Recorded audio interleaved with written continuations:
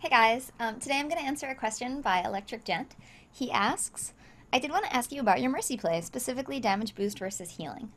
Um, this is a question that I get a lot when I'm streaming, and basically the way I think about it is that when you're the Mercy on your team, your responsibility, your primary responsibility, is healing and keeping everybody as healthy as possible.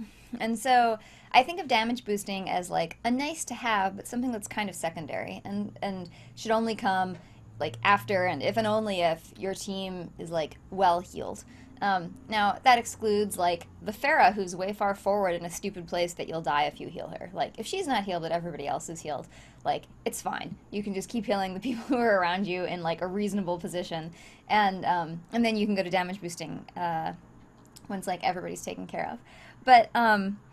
But there are exceptions to that. I think there are some times that it's okay to damage boost, even if your team isn't at full health. And those are basically in the situations where damage boosting is going to be extremely impactful. Like, if you're just thinking about boosting someone for the hell of it, like, oh, it's a soldier who's shooting, I'll damage boost him. Like, I guess that's nice, but it's not really nice enough unless your team is all healed.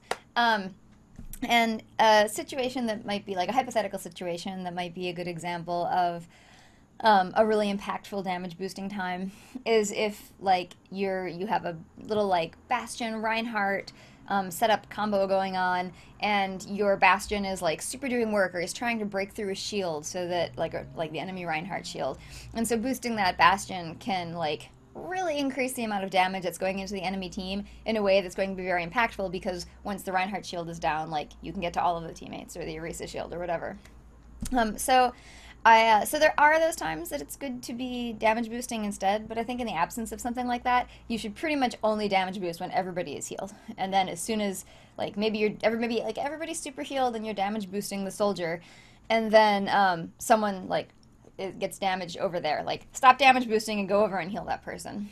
Now I've seen a lot of people who have said words to the effect of like, oh, I'm just a Mercy who blah, or like for any hero really, like, oh, well, other people play the hero this way, but I don't have to play the hero this way. Like I'm just a whatever hero who does it this different way instead. And I mean, it's a game, you can play it the way you want. Like no one's gonna make you play it a certain way. But I feel like that attitude can be harmful in a lot of circumstances um, because when you pick a hero, everybody else on the team is picking their hero, theoretically, if they're good players, based on like what hero you have selected and what their expectations are for what jobs that means that you're going to cover. Like if you pick Mercy, you're setting everybody's going into that match with the expectation that you're going to be you're going to be the person who's doing a lot of healing. And so if you're one of those people who's like, oh, I'm a battle Mercy, not as editorialized, then like that is crappy, because they have all selected their roles with the assumption that like nobody needs to do healing anymore because she's got it. And so like it's okay to say, well, I'm just going to be this kind of hero that's different than the norm, than what's expected.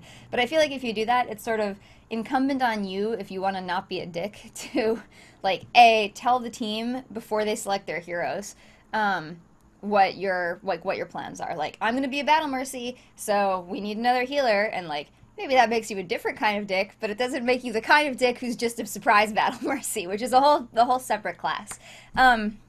So, and along similar lines, if you're, well, if you do want to be a hero who does like some special thing that does like, oh, well, I play Diva, I just play her differently, I do it this other way. I feel like it's okay to do that as long as you have the responsibilities covered that everybody expects you to have covered. And so with Mercy, I think that responsibility is keeping everybody healed. And I mean, it varies based on the hero, but so I feel like that's sort of the model that I use when I'm thinking about when to damage boost. And so what that means functionally is that I don't really damage boost that much. Sometimes people come into my streams and they're like, how come you never damage boost? You should damage boost more. And it's like, well, I didn't just do this idly. Like maybe I'm not damage boosting the optimal amount, but it was not unintentional. It was like very intentionally, like it was like an intentional decision that I made. And so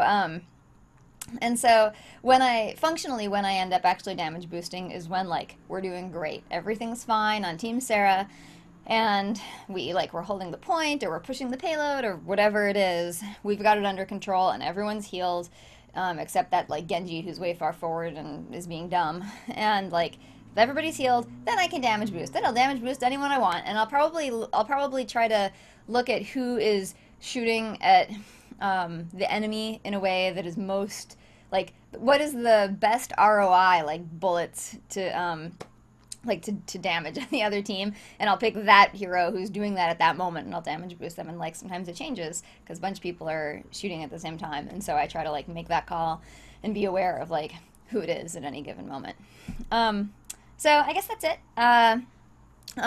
If you enjoyed this video, you might want to try to catch me streaming sometime. I stream 3 times a week. My name is Sarah, and my channel is Sarahwatch. Just a moment. Here we go. If you want to find out when I'm streaming, you can follow me on Twitter. I'm Overwatch Sarah on Twitter. And also I wanted to thank all of my Patreon supporters who make this video and all of my videos and all of my streaming possible. You guys are awesome, and I so appreciate it. I'm filled with gratitude every day. So, let's see, I think that's it.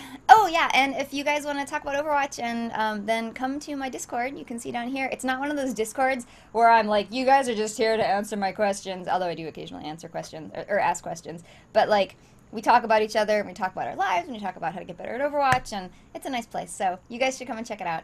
I think that's about it.